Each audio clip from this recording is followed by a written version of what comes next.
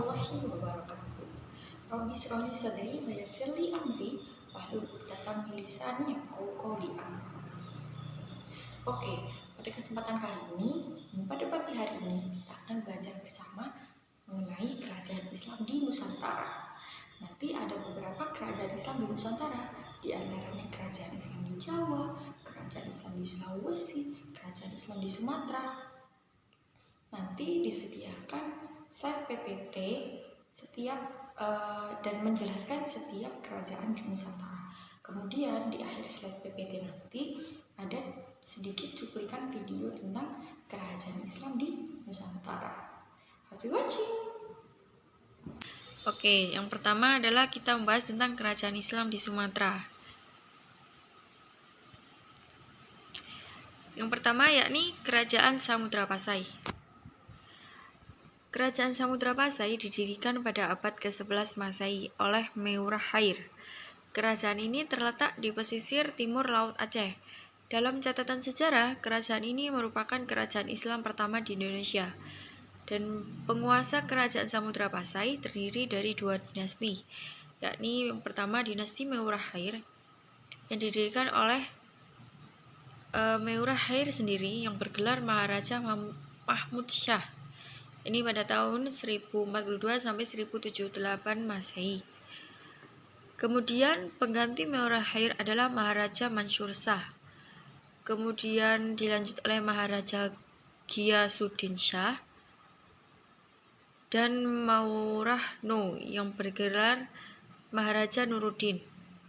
Raja ini dikenal dengan sebutan Tengku Samudra atau Sultan Nazimuddin Al-Kamil.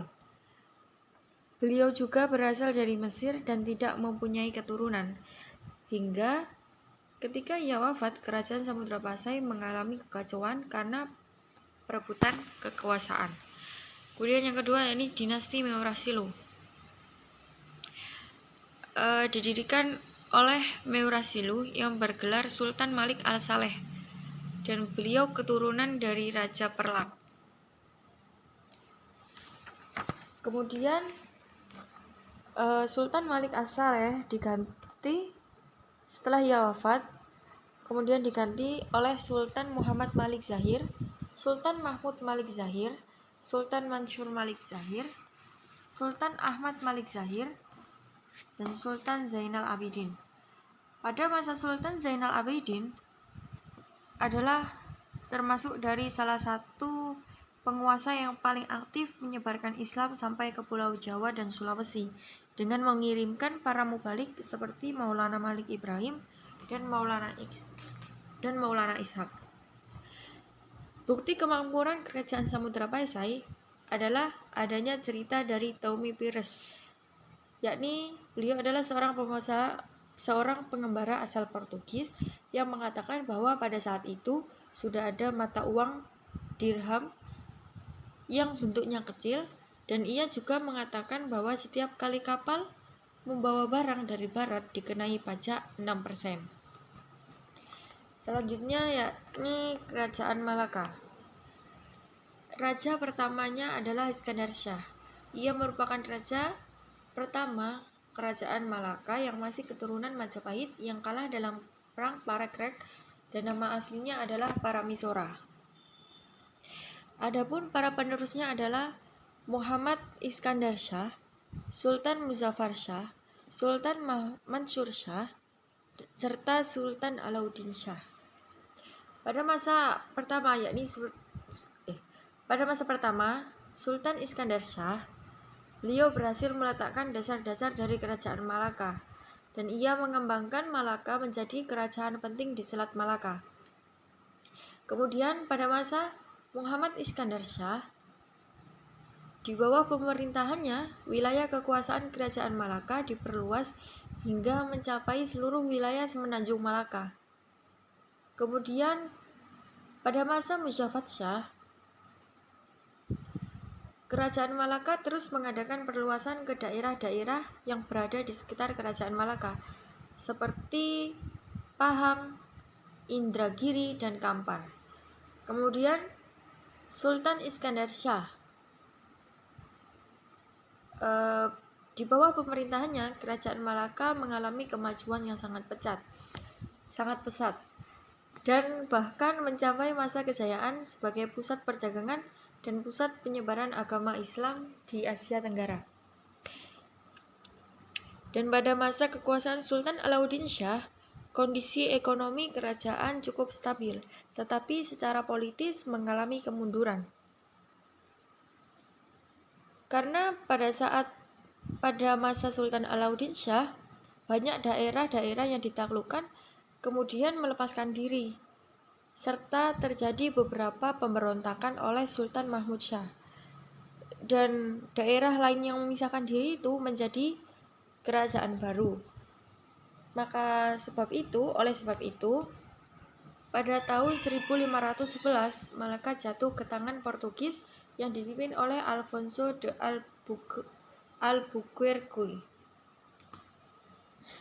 Kemudian selanjutnya yakni Kerajaan Aceh Darussalam. Kerajaan Aceh ini didirikan oleh Sultan Ali Mogoyat Shah pada tahun 1530.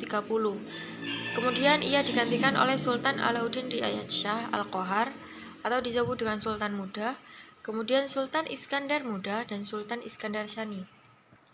Setelah Sultan Ali Mogoyat Shah wafat, ia digantikan oleh putranya yaitu Sultan Salahuddin. Karena kelemahan Sultan Salahuddin, akhirnya kekuasaan direbut oleh saudaranya, yakni Sultan Alauddin Riayat Shah Al-Qohar. Sultan Alauddin Riayat Shah Al-Qohar cukup berperan memperbaiki keadaan pemerintahannya dan aktif menyebarkan Islam dengan mengirimkan mubalik ke berbagai daerah, seperti Syarif Hidayatullah atau Sunan Gunung Jati yang diutus ke Gresik, Jawa Timur. Dan sepeninggal Sultan Alauddin Riayat Shah Al-Qohar, kerajaan Aceh Darussalam mengalami kemunduran. Dan setelah dipimpin oleh Sultan Iskandar Muda, kerajaan Aceh Darussalam kembali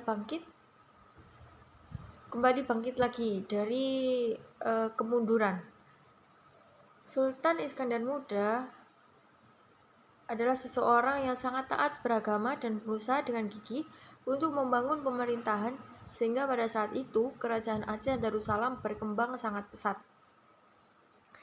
Dan sepeninggal Sultan Iskandar Muda, terjadi perpecahan antar kelompok dalam masyarakat, yaitu golongan utama atau disebut Tengku dan bangsawan disebut Teuku. Penyebabnya adalah karena kaum bangsawan dianggap terlalu dekat dengan penjajah Belanda. Selain itu, perpecahan juga disebabkan perbedaan paham keagamaan, yaitu antara Islam Syiah dan Islam Ahli Sunnah wal Jamaah. Dan pada masa pemerintahan Sultan Iskandar Shani, terdapat dua orang sastrawan terkenal, yaitu Nuruddin Ar-Raniri dan Hamzah Fansuri. Dan kesusastraan Aceh Darussalam yang cukup terkenal adalah Bustahnus Salatin dan Hikayat Patrou Gumbok Meo. Selanjutnya ini kita membahas tentang kerajaan Islam di Jawa. Pertama ada kerajaan Demak dan Pajang, kedua kerajaan Banten dan Cirebon, dan yang ketiga kerajaan Mataram. Yang pertama kerajaan Demak dan Pajang. Kerajaan Demak berdiri pada tahun 1500 sebagai sebuah kerajaan yang terletak di daerah Bintoro dekat muara Sungai Demak. Pusat kerajaan terletak di antara pelabuhan Bergota dan Jepara. Dan raja-raja yang memerintah di Demak yaitu Raden Fatah sebagai pendiri dan raja pertama, kemudian Pati Unus, Sultan Trenggono, dan Sunan Prawoto. Kerajaan Demak didirikan oleh Raden Fatah yang memerintah pada tahun 1500 sampai 1518. Pengangkatan Raden Fatah menjadi sultan dipimpin langsung oleh Sunan Ampel, dan pada masa pemerintahannya, agama Islam mengalami perkembangan yang sangat pesat karena gencarnya gerakan dakwah para wali. Berdirinya kerajaan Demak dilatar belakangi oleh melemahnya pemerintahan kerajaan Majapahit dan mulai menguatnya pengaruh Islam di tanah Jawa.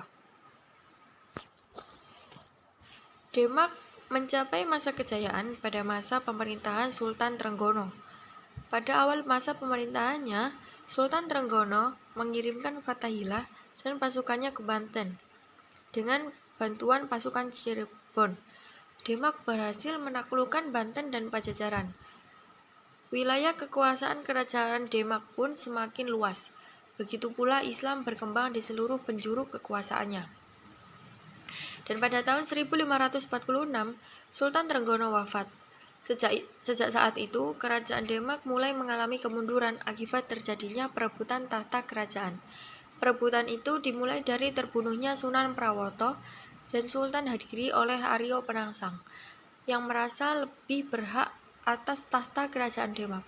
Namun, usaha Aryo Penangsang untuk menguasai kerajaan Demak dihalangi oleh Joko Tingkir, yang merupakan menantu Sultan Trenggono. Dan berkat dukungan Ki Gede Pemanahan dan Ki Penjawi, Joko Tingkir berhasil membunuh Aryo Penangsang. Dan tahta kerajaan Demak pun jatuh ke tangan Joko Tingkir. Setelah menjadi raja, Joko Tingkir bergelar Sultan Hadiwijaya. Ia kemudian memindahkan pusat kerajaan dari Demak ke Pajang. Walaupun sudah menjadi kerajaan baru, kerajaan Pajang masih mengakui sebagai penerus kerajaan Demak. Selanjutnya ini kerajaan Banten dan Cirebon. Pendiri kerajaan Cirebon adalah Walang Sungsang. Namun tokoh yang berhasil meningkatkan statusnya menjadi sebuah kerajaan adalah Syarif Hidayatullah. Ia merupakan keponakan sekaligus menggantikan Pangeran Cakrabuana sebagai penguasa Cirebon. Dialah pendiri dinasti Raja-Raja Cirebon dan kemudian juga Banten.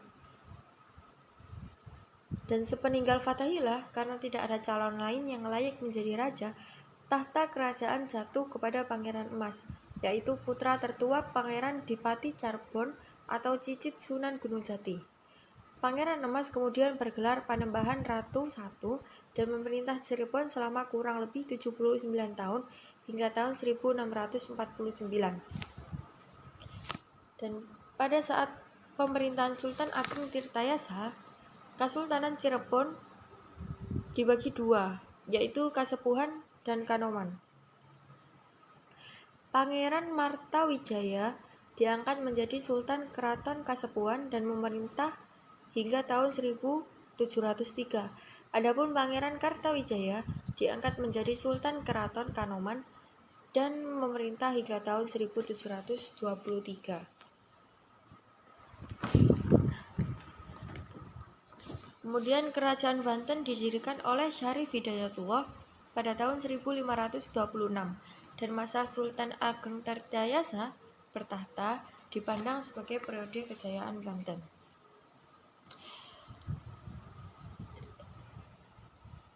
Di bawah kekuasaannya, Banten memiliki armada yang mengesankan, dibangun berdasarkan contoh Eropa, serta telah mengupah orang Eropa bekerja pada kerajaan Banten.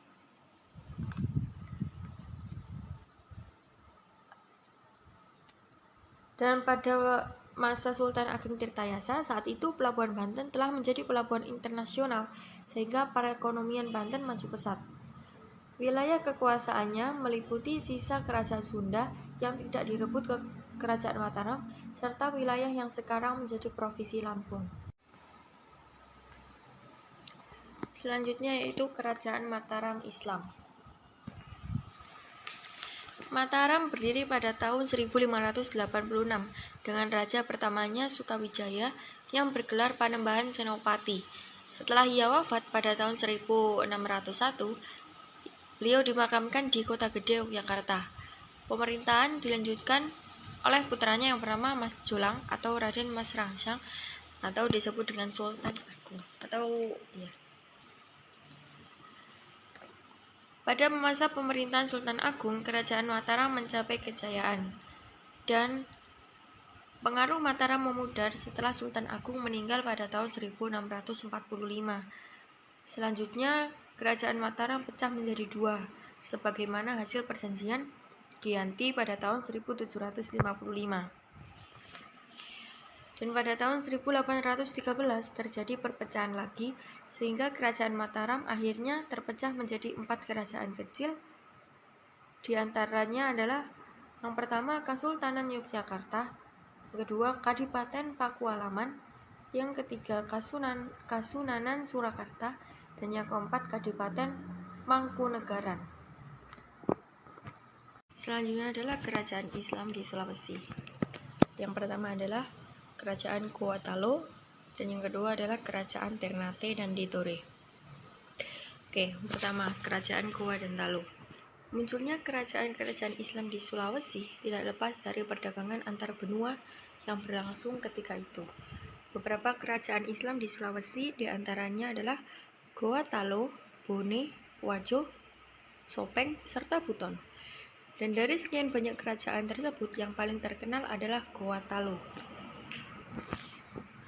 Sejak menjadi pusat perdagangan jalur laut, kerajaan Goa Talo menjalin hubungan dengan Ternate yang sudah menerima Islam dari Gresik. Raja Ternate, yakni Babuah, mengajak Raja Goa Talo untuk masuk Islam, tetapi gagal. Baru pada masa Datu Ri Bandang datang ke kerajaan Goa Talo, agama Islam mulai masuk ke kerajaan ini. Setahun kemudian, hampir seluruh penduduk Goa Talo memeluk Islam. Daerah kekuasaan Goa Talo terbilang luas karena seluruh jalur perdagangan di Indonesia Timur dapat dikuasai. Kerajaan ini mencapai puncak kebesarannya pada masa pemerintahan Sultan Hasanuddin, yakni pada tahun 1653 sampai 1669. Sultan Hasanuddin dikenal sebagai raja yang sangat anti terhadap dominasi asing. Dalam peperangan melawan VOC, Sultan Hasanuddin memimpin sendiri pasukannya untuk memporak-porandakan pasukan Belanda di Maluku. Akibatnya, kedudukan Belanda semakin terdesak. Atas keberaniannya, Sultan Hasanuddin tersebut diberi julukan oleh Belanda sebagai ayam jantan dari timur. Selanjutnya, yakni Kerajaan Ternate dan Tidore. Kerajaan Ternate dan Tidore memiliki wilayah kekuasaan yang meliputi Kepulauan Maluku dan sebagian Papua. Kerajaan Ternate dan Tidore terletak di sebelah Pulau Halmahera, Maluku Utara, adalah dua kerajaan yang memiliki peran yang menonjol dalam menghadapi kekuatan-kekuatan asing yang mencoba menguasai Maluku. Dalam perkembangan selanjutnya, kedua kerajaan ini bersaing memperebutkan hegemoni politik di kawasan Maluku. Kerajaan Ternate dan Tidore merupakan daerah penghasil rempah-rempah seperti pala dan cengkeh, sehingga daerah ini menjadi pusat perdagangan rempah-rempah. Dan tanah Maluku yang kaya akan rempah-rempah menjadikannya dikenal di dunia internasional dengan sebutan Spice Island. Wilayah Maluku bagian timur dan pantai-pantai Irian, Papua dikuasai oleh Kesultanan Tidore, sedangkan sebagian besar wilayah Maluku, Gorontalo, dan Banggai di Sulawesi, sampai ke Flores dan Mindanao dikuasai oleh Kesultanan Ternate. Kerajaan Ternate mencapai puncak kejayaannya pada masa Sultan Babuah, sedangkan Kerajaan Tidore mencapai puncak kejayaannya pada masa Sultan Nuko. Persaingan di antara Kerajaan Ternate dan Tidore adalah dalam perdagangan. Dari persaingan ini menimbulkan dua persekutuan dagang yang masing-masing menjadi pemimpin dalam persekutuan tersebut, yaitu yang pertama Uli Lima atau artinya Persekutuan Lima Bersaudara, dipimpin oleh Ternate yang meliputi Bacan, Seram, Obi, dan Ambon. Pada masa Sultan Babuah, Kerajaan Ternate mencapai aman keemasan dan disebutkan daerah kekuasaannya meluas ke Filipina. Kemudian Uli Siwa, yang artinya Persekutuan 9 Persaudaraan. Ini dipimpin oleh Tidore yang meliputi Halmahera, Jailalo, sampai ke Papua. Kerajaan Tidore mencapai aman keemasan di bawah pemerintahan Sultan Nuku. Kerajaan-kerajaan Islam lainnya yang berkembang adalah Sultan Palembang yang didirikan oleh Ki Deng Suro, kerajaan Bima di daerah bagian timur Sumbawa dengan rajanya Lakai Siak Tri Indrapura yang didirikan oleh Sultan Abdul Jalil Rahmat Shah, dan masih banyak lagi kerajaan Islam kecil lainnya di Indonesia.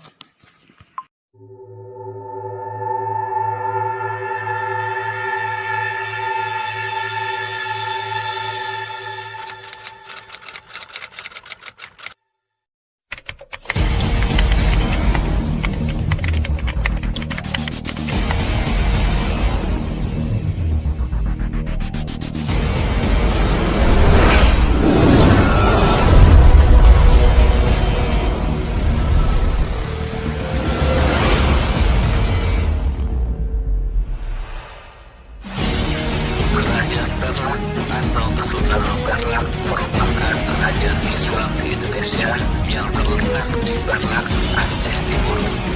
Raja pertamanya adalah Alaeddin Said Maulana Aziz Shah.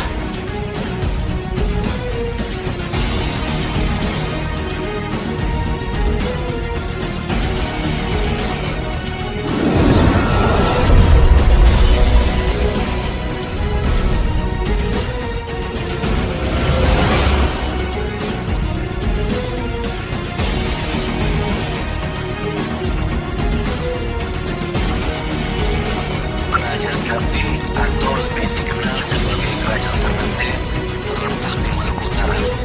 Kerajaan ini didirikan oleh Sultan Maluku pada tahun 1257 Masehi.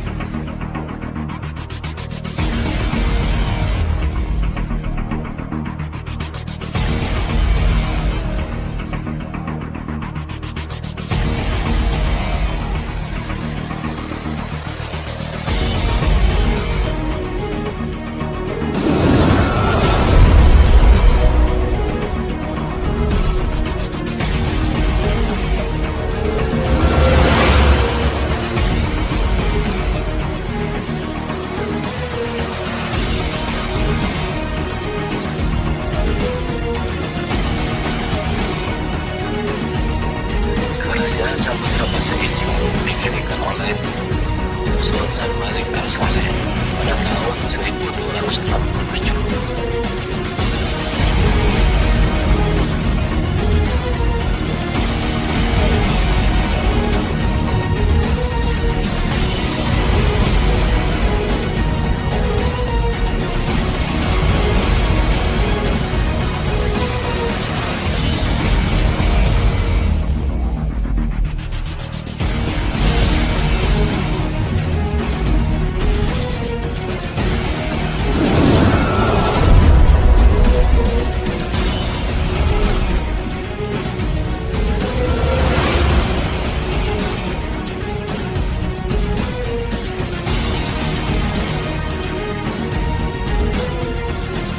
Kerajaan Goa ini terletak di Sulawesi Selatan. Raja pertamanya adalah Sultan Alauddin.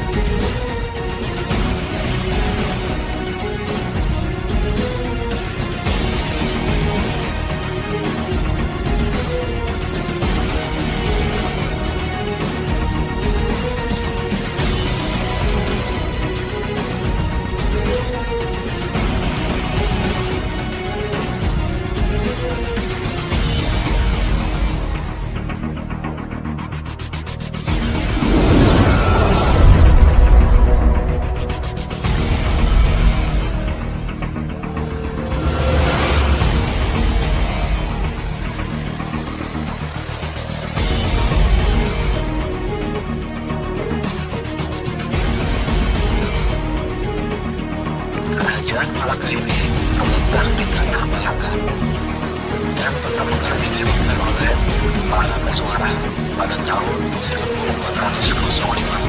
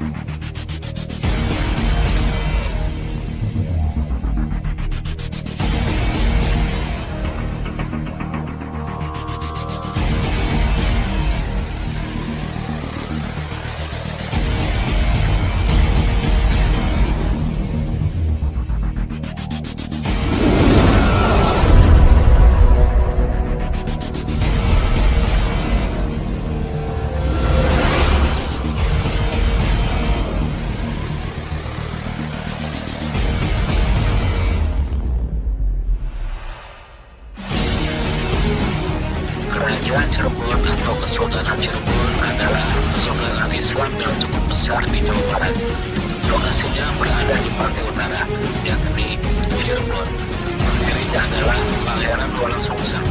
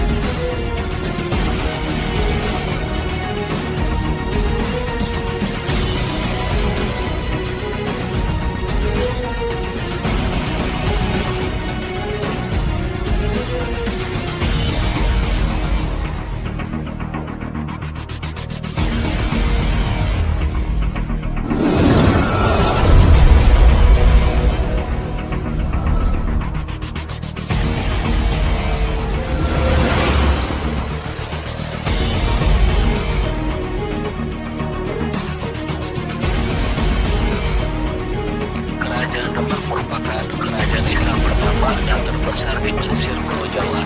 Berdiri pada tahun 1478 yang dipimpin pertama kali oleh Aden Patah.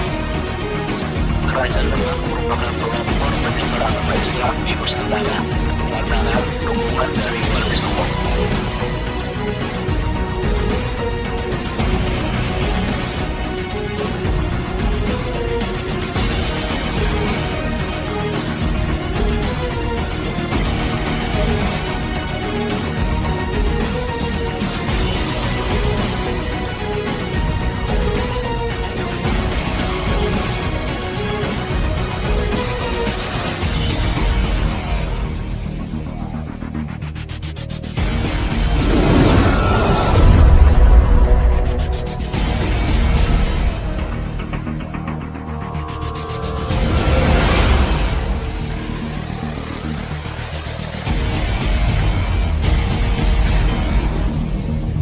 Kerajaan Banten pernah berjaya di tanah Pasundan pada tahun 1526. Sultan pertama kerajaan Banten adalah Sultan Maulana Hasanuddin yang merupakan anak dari Sunan Gunung Jati.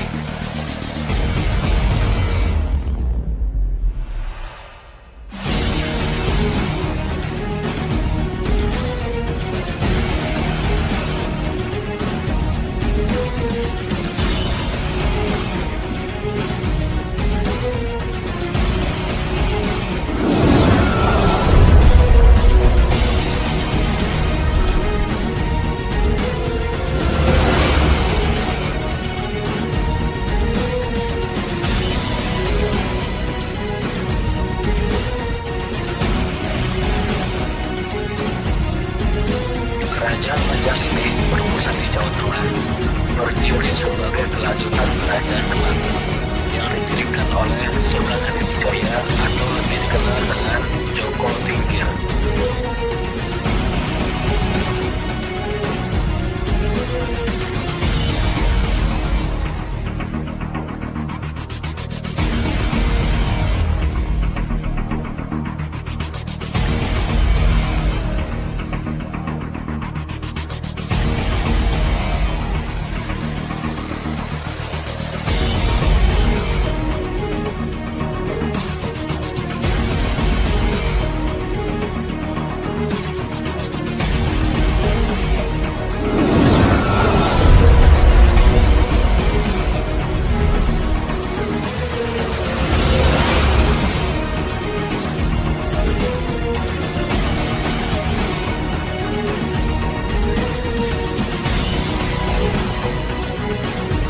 Kerajaan Mataram Islam berpusat di Kota Gede, Yogyakarta pada tahun 1588. Raja pertamanya adalah Raden Mas Sutawijaya atau Panembahan Suropati.